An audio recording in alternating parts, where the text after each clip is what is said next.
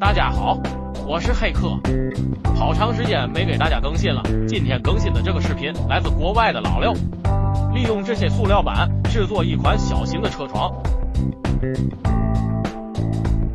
这也是非常值得我们学习的一个视频。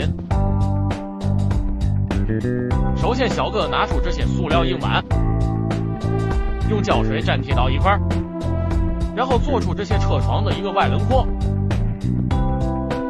这是一个迷你版的车床，然后整体做完之后，我们可以看一下它的每一个部件，都是用这种硬塑料板，然后用胶水拼接而成，装上这个小轴承，然后把螺丝杆拧进去，再装一个这种小卡钳，装上一个小型电机，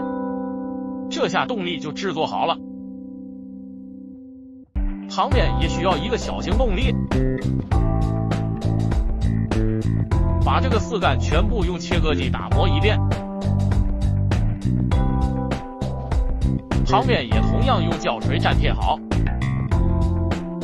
这种塑料我们可以看出它的硬度也是非常的高，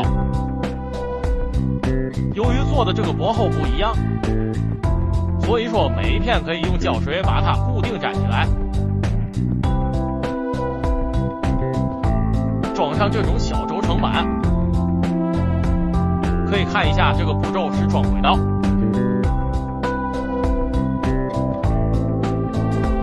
车床需要一个精密的轨道，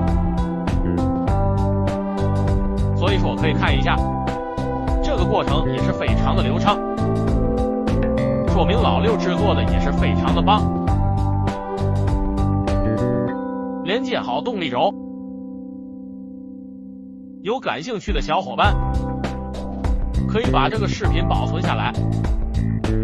速度放慢了来观看。这是对动力的一个控制，装上线路板，进行一个组装。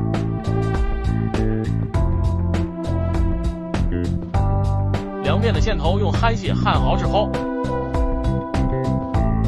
我们可以接上动力，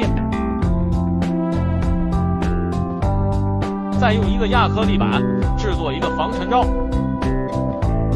这样可以更直观的看到它这个外观结构。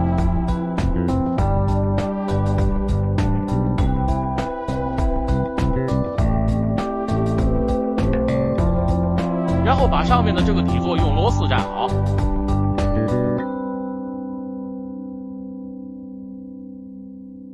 安装刀头用的架子，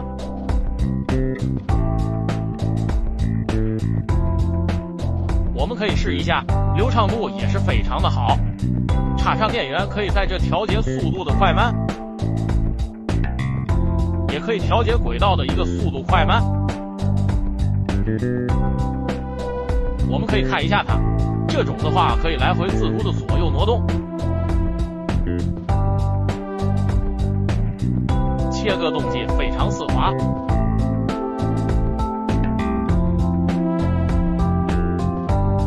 精密度感觉还可以，左右切割也是非常的流畅，说明做的也非常成功。